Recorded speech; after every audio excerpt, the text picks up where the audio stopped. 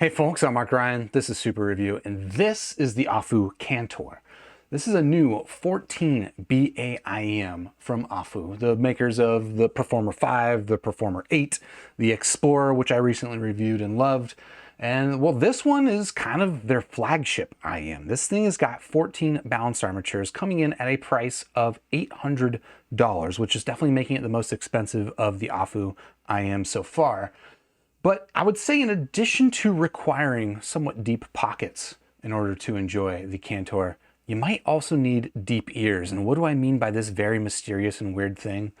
Well, let's talk about it. So for the past couple of weeks, I've been living with the Cantor, listening to it and comparing it with some other IMs in its price range, as well as some stuff that's actually, frankly, a little bit more expensive because typically Aful, well, they punch a little bit above their price weight. But yeah, ready to let you know what I think. Before we do that though, quick shout out to Hi-Fi Go for sending in the Cantor for review. If you want to check out the Cantor, any of the other Aful IMs, they're all on Hi-Fi Go. I've got them linked in the description down below. But with that out of the way, let's dive to the table. We'll talk about what you get inside the box of the Aful Cantor, build quality, physical form factor, and then we'll get into talking about the sound signature, and how it compares with one other IM that I've got on loan that I think is actually kind of an interesting comparison. So we'll leave that mystery for later, but for now, here's the packaging. Nice, handsome packaging. I actually like the branding that they've got on here, which carries through in the IM, but we'll talk about that in a little bit. Inside the box, you get a very nice little carry case. It's got a zipper. The materials on this actually feel a little bit nicer than usual. You got a place to store things here. You've got soft touch all around. And yeah, I don't know. This is, again, like I always complain about these things being a little bit larger than I like, because I like a small pocketable carry case.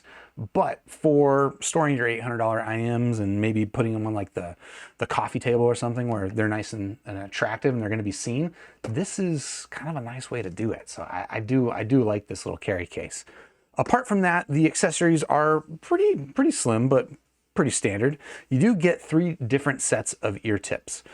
But I'm kind of hesitant to describe it as 3 different sets of ear tips because they're all kind of the same from what I can tell. They're all silicone. They all seem to have the same shape, but they just have slightly different colors. The materials of them are slightly different. This one's a little bit thicker and gummier. This one's still kind of thick and gummy. This one's maybe the thinnest and the softest of the bunch.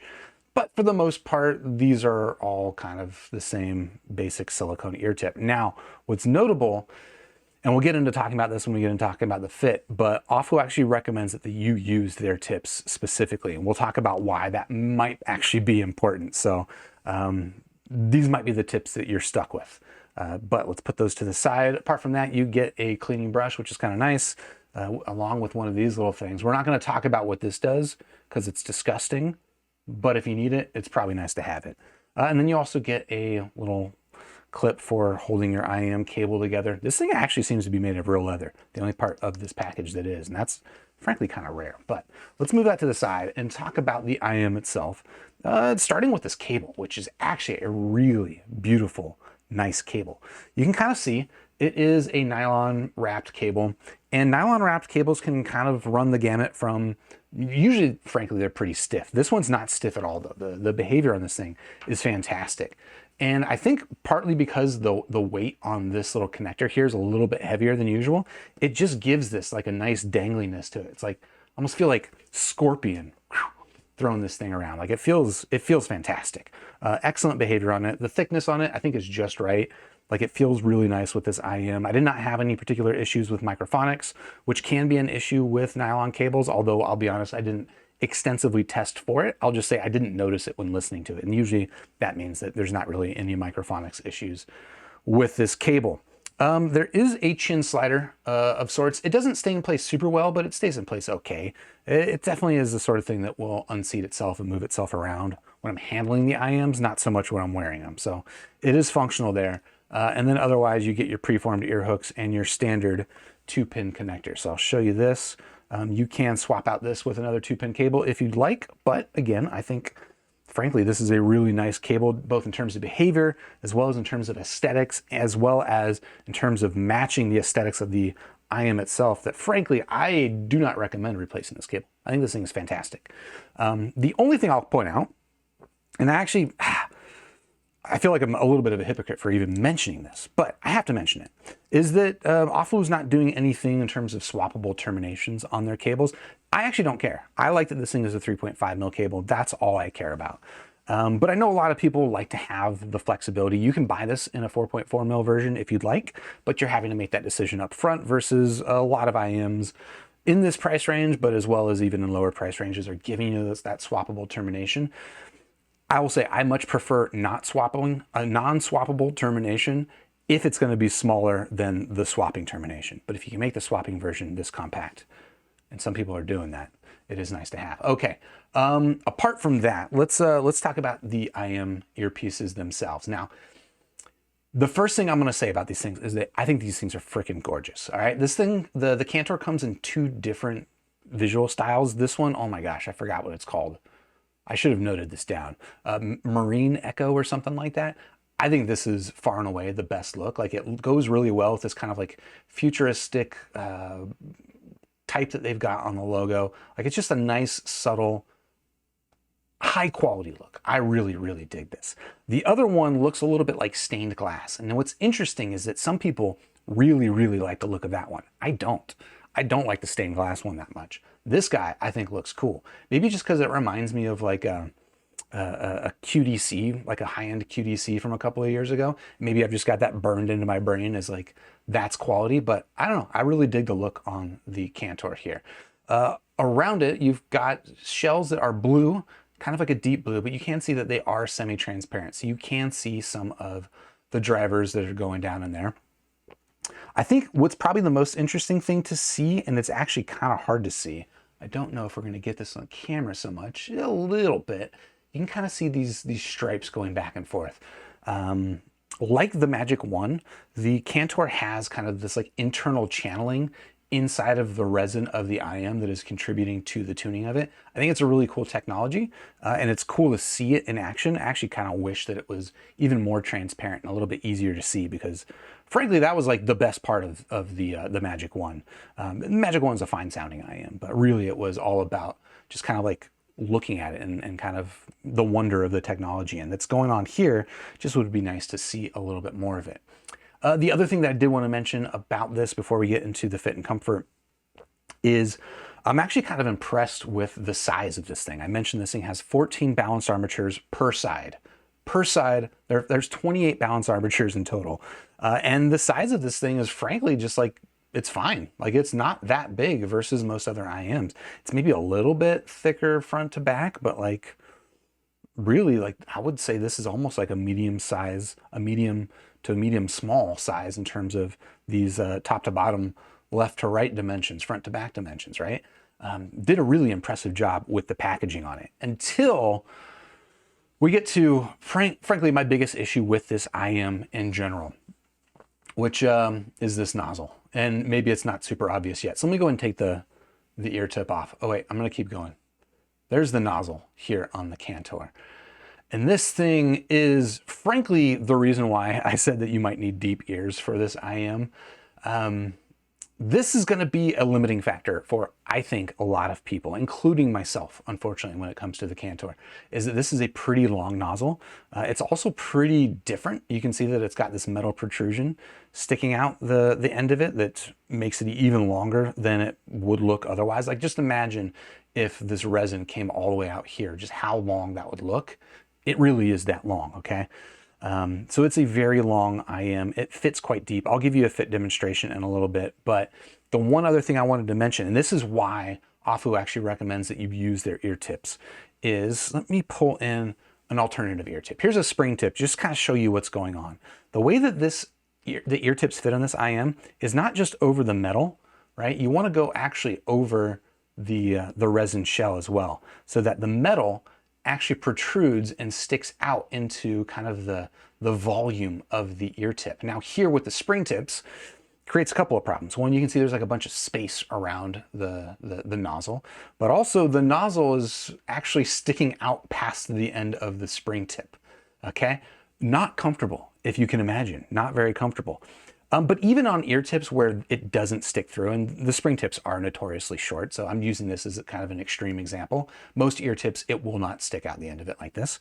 But even the ones where it doesn't stick out the end, and it's just has this metal protrusion kind of floating in free space in the cavity of the IM, a lot of the flex that you get in kind of the sidewalls of an IM tip, right? A lot of this flex contributes to the comfort. But when you have this metal nozzle inside there, it actually prevents it from flexing correctly. So even if the nozzle is not sticking out the tip, you will still feel something hard in your ear. At least I certainly do. And I personally just don't really find it very comfortable. Now, that effect is actually minimized here with the stock tips. They've seemed to have designed it with these stock tips in mind. Let me go ahead and insert it as you probably would. And you can see that the nozzle, or that metal nozzle, is definitely visible up in there, but it's not coming out through the end. In fact, there's, it looks like, I'm guessing that there is here's what it feels like. It feels like there's a little bit of a hard part or a firm part in the silicone that stops the nozzle from going all the way through, and it gives you enough flex up top that this ends up being more comfortable. Now, the downside is that it doesn't fit that deep. So now, with that out of the way, let me show you what this thing looks like inside my ear as we talk a little bit more about the fit and comfort. So as you can see, even though the shells are not especially large, it does not sit inside my ear very well. It does stick out quite a bit. In fact, I would say there's enough gap between the back of this IM and my ear that I can, fit my pinky in there without disrupting the sound. Yeah. And even still, it feels like it's deep inside my ear. And I know I could get it deeper, but I'm using the smallest ear tips possible with some other IM ear tips. And this is what I did a lot of tip rolling on. I was able to get actually an even deeper fit. I think the ear tips that worked out the best for me were the AudioSense A400, I think is what those tips are called. I could get this thing actually kind of like past a bend in my ear canal, and it would fit deeper. It was not more comfortable, I would say, but it would fit more securely and less like hanging outside my ear. But it had some impacts on the sound, which maybe we'll talk about. But I'll just suffice to say that I did end up landing on these small stock ear tips are probably the best fit for me, but nonetheless not a great fit overall. I don't know. It's maybe if your ears are deeper than mine, you'll have a more comfortable, enjoyable experience with the Cantor. But for me, it's kind of, even when it's at its best, it's always a little bit just uncomfortable. But that will lead us into talking about the sound here on the Cantor. And let me just make sure, let me check my notes real quick before I dive over there, see if I'm missing anything. And I don't think so. So, let me actually who's getting ready? Who's getting this video ready? Not this guy. All right, let's go over here and that's uncomfortable. Let's go over here and take a look at the frequency response of the Aful Cantor. And this is up on Squiglink if you want to check it out for yourself. Of course, I've got it linked. I've got Squiglink linked in the description down below. But yeah, this is the frequency response of this IM that we get on my measurement rig. And this is actually kind of a pretty interesting frequency response. What you see is a pretty hefty bass boost down here, but it's coming after somewhat of a low dip, almost like a Harmon-ish dip in the lower mid-range before you get that pretty hefty sub-bass boost. And then what's interesting there is that from that dip, you get kind of a gradual rise up to the 1 kilohertz pivot point, right? A lot of frequency responses, you can see the darker dotted line here, will go down to 1000 hertz and then pivot up into the upper mid-range. Here you've already kind of got that upper lift into a fairly relaxed upper mid-range lift, actually. And so I would say that is kind of what this thing sounds like, is it doesn't sound particularly forward in the vocal region or anything like that. But then what you get over here is actually fairly significant treble emphasis, although I will say that basically everything up here is going to vary very greatly, depending on how this thing fits in your ear. As I was swapping between different ear tips, I got pretty different sounds. From some would sound like kind of just blunted and muted in the treble, some would sound like overly bright and harsh, and then some would sound just about right. And where I've got this with these ear tips, for me, is just about right. But just note that it's gonna play a big part in what you get up here. In fact, you can note that I've got the frequency response labeled with deep fit, because normally I will make sure that there's a resonance peak at 8000 hertz. And this peak is pretty close to 8,000 hertz, but it's a little bit deeper. And that was because when I was fitting this in my ear, again, fitting it nice and deep as it wants to fit, the resonance peak I found to be a little bit up here. If I measure this again with a shallower fit, in fact, let me pull that up real quick. You can kind of see that it makes, this is like the normal 8,000 hertz peak. This is not where it landed in my ear with these ear tips, so this is good. But with a different set of ear tips, you're probably going to get a sound more like this, which is, I find, just kind of overly brittle and sharp.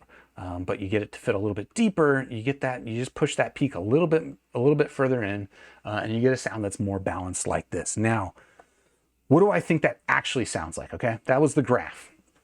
How would I actually describe the sound of this thing? I would kind of describe the Aful Cantor as sort of a U-shaped sound for sure. All right, it's got a pretty significant bass boost, and it's got some brightness in the treble, especially in the upper treble, almost like kind of like planar likeness, and it's like pluckiness in the upper treble. But then the mid-range, I would say, is somewhat on the thin side. It's definitely not going to be kind of like a full saturated mid-range sound. It's a little bit on the thin side, a little bit. It's actually kind of a contrasty sound, which is interesting, because given that frequency response, I would almost kind of expect something more like the Helios, the Symphonium Helios, which is the other IM we're going to talk about this in comparison with. But it's not quite that. It gives me more of that excitement factor, where you get that bass boost, you get that upper treble zing, and it gives it kind of this contrasty, almost V-shaped sound, but it's more pushed out toward the extremity. So I would say kind of like this laid back, almost warm's not the right word, because it's not quite full in the way that I would normally expect warm.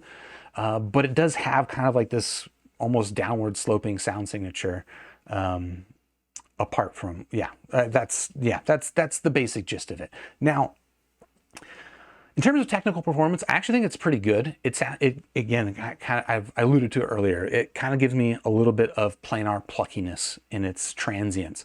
But this can vary very greatly, again, depending on how you fit this thing in your ears. There were some times where it sounded a little bit muted in the transients, and frankly wasn't especially impressive. There were some other times where it was just like overly exaggerated in the transients, and I noted just before getting on this review, like specifically like a song I use all the time. Break for Lovers by Men I Trust.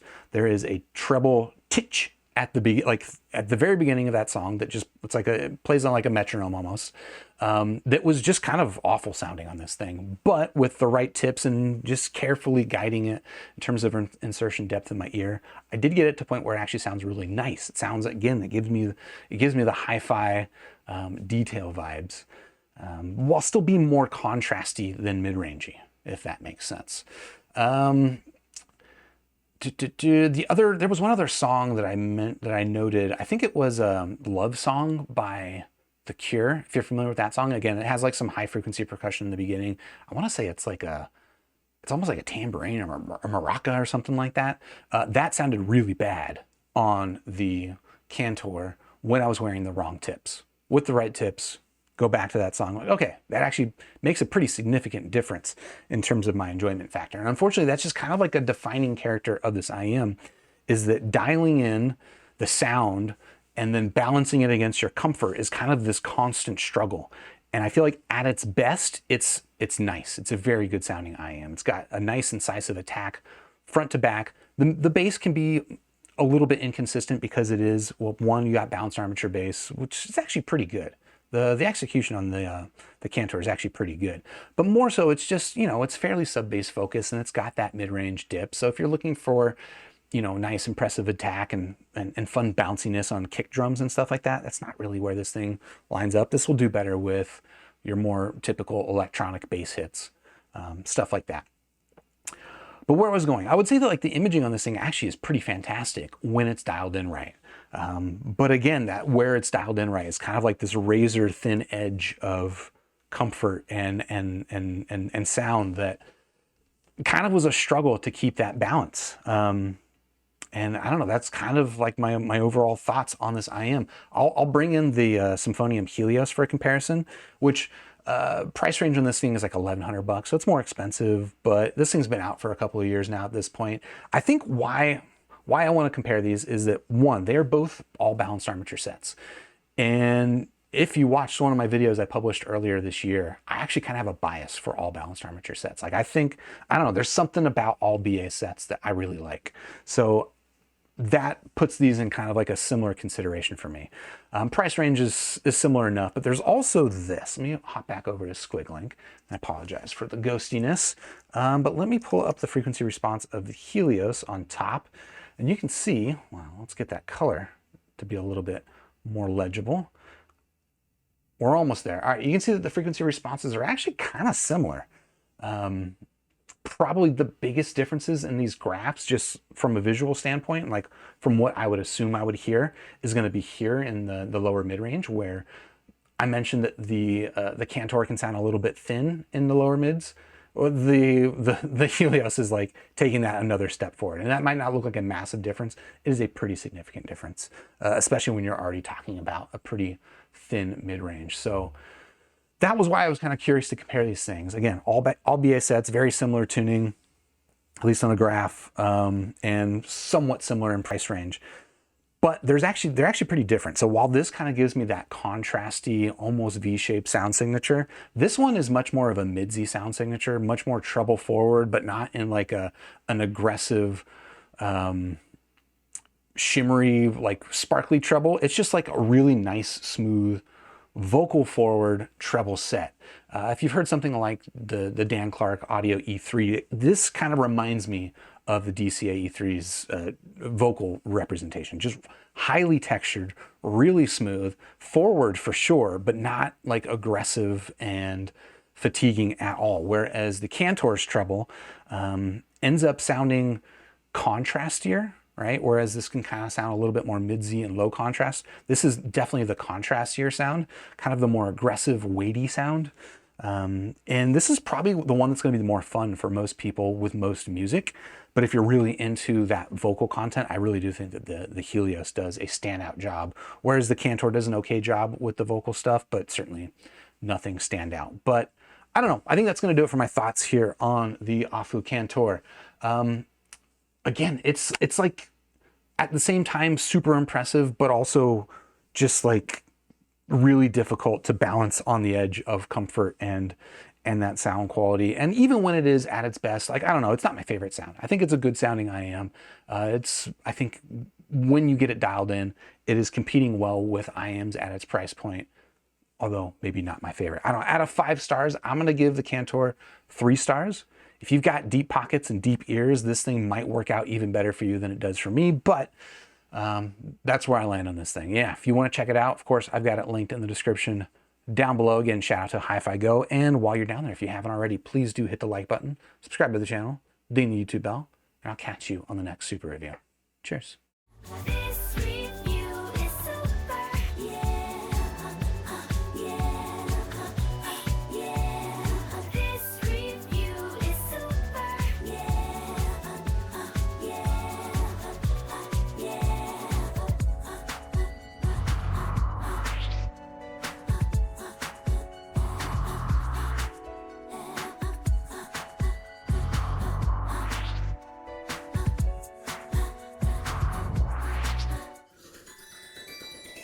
Join with the force of reviews. We now have the tools to brave the misleading world of audio fools. Hey, this review is super, and so are you.